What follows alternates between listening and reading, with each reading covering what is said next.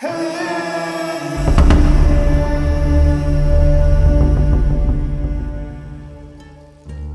Symphony of Shadows.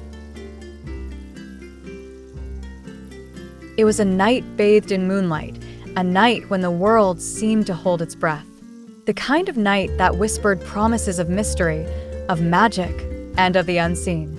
At the edge of a sleepy town, nestled between ancient forests and the steady hum of the river, stood a mansion, its silhouette stark against the vast expanse of the heavens. The mansion had stood for centuries, its walls steeped in secrets, in stories untold. And inside, a young woman sat at a grand piano, her fingers gently grazing the keys, as though the music was beckoning her, as though it had always been there, waiting. Her name was Elara, and she dreamed of nothing but music. She had grown up in the shadow of her own aspirations, yearning to be a great composer, to craft melodies that would echo across the world. Yet, despite the hours she poured into her practice, the perfection she sought always felt just out of reach, like a distant star that refused to be touched. Her teacher, an enigmatic man named Maestro Armand, had advised her countless times to take small steps. "You cannot climb the mountain in a single leap," he would say. "Start with a note, then a scale, then a melody. It is through these steps that you will find your true voice." But Elara could not shake the feeling that the music was more than just notes on a page. She felt, deep down, that it was a force, a living, breathing entity that she had yet to fully understand. And so, she played. But no matter how many hours she spent, no matter how many chords she struck, it never seemed enough. One evening, as the twilight faded into darkness, Elara sat in front of the piano, a sheet of blank music before her. Her mind was clouded, a storm of frustration brewing. "Why can't I get it right?" she whispered to herself. But then, something strange happened. A chill filled the room, a soft breeze that seemed to come from nowhere. The candlelight flickered, casting long shadows that danced on the walls. Elara felt a presence. Something intangible, yet undeniably real.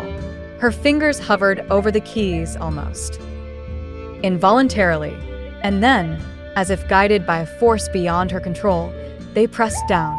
The sound that emerged was unlike anything she had ever played before, ethereal, haunting, and beautiful.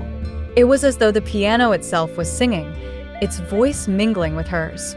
The melody seemed to flow through her, as though it had always been there, waiting to be unlocked. It was a sound that transcended time, a harmony between the past and the future, between reality and the unknown.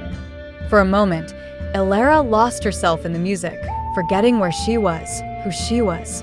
But when the last note faded into silence, the room grew still. The air was thick with an unfamiliar energy. Elara's heart raced as she looked around, feeling a strange sense of unease. It was then that she noticed the shadows on the walls, long, twisting, moving in ways that didn't make sense. Her breath caught in her throat. The mansion, which had always felt like a silent guardian, now seemed to hold something darker within its walls. She stood up, trembling, her hand still hovering above the piano keys. "Who's there?" she called out, her voice echoing through the empty room. There was no answer, only the whisper of the wind outside. And yet, Elara could feel it, the pull of something ancient, something powerful. It was as though the house itself was alive, watching her, waiting. As she turned to leave, something caught her eye, a reflection in the large mirror hanging on the wall. But it wasn't her own reflection. It was a figure, cloaked in shadow, standing just behind her. Elara spun around, but there was no one there. Her breath came in sharp gasps as the realization hit her. The mansion was not just a building. It was a living entity, with secrets it was determined to keep. The music she had played, it was more than just sound. It was a key, a doorway into something else. Something she wasn't prepared for. The next morning, Elara tried to shake off the unsettling feeling that lingered from the night before.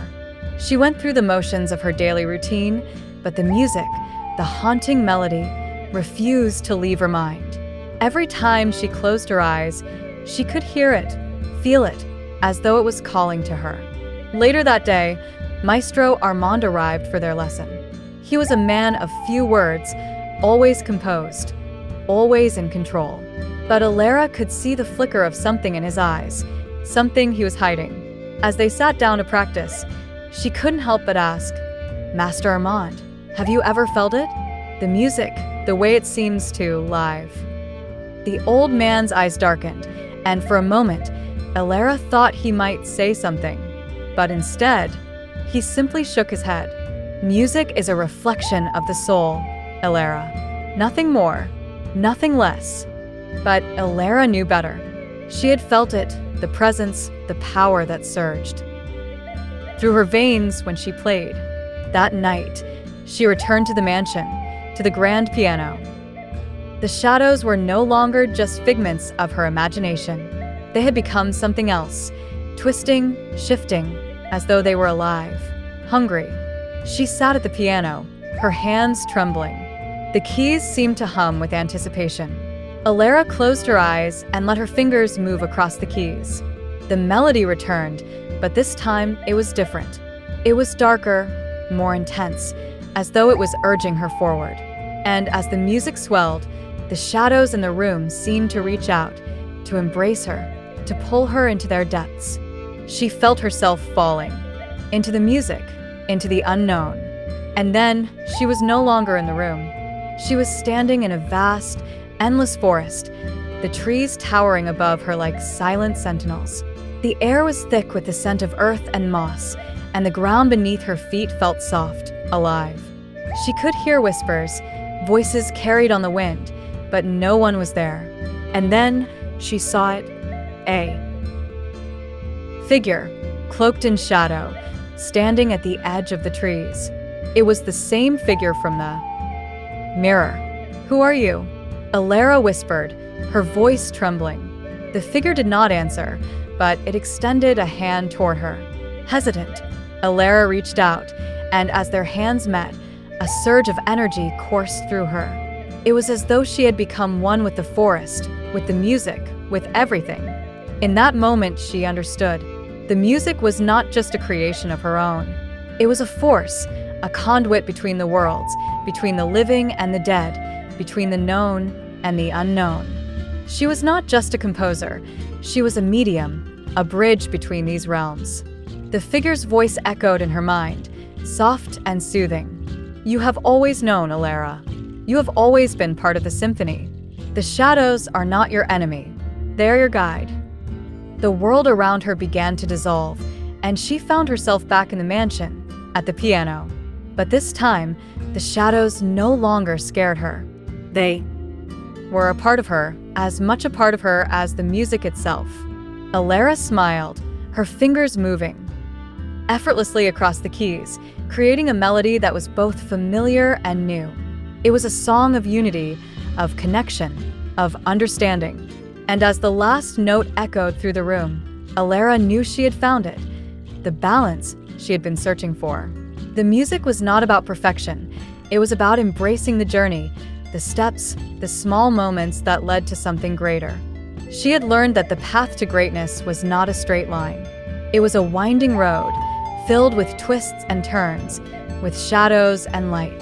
And in that journey, she had found herself. The mansion, the music, the shadows, it was all a part of her story now. She no longer feared the unknown. She embraced it. And with that, Elara stepped into the future, knowing that her music would continue to echo through the world, a testament to the power of persistence, of faith, and of the symphony that binds us all. The end. Quarto mini.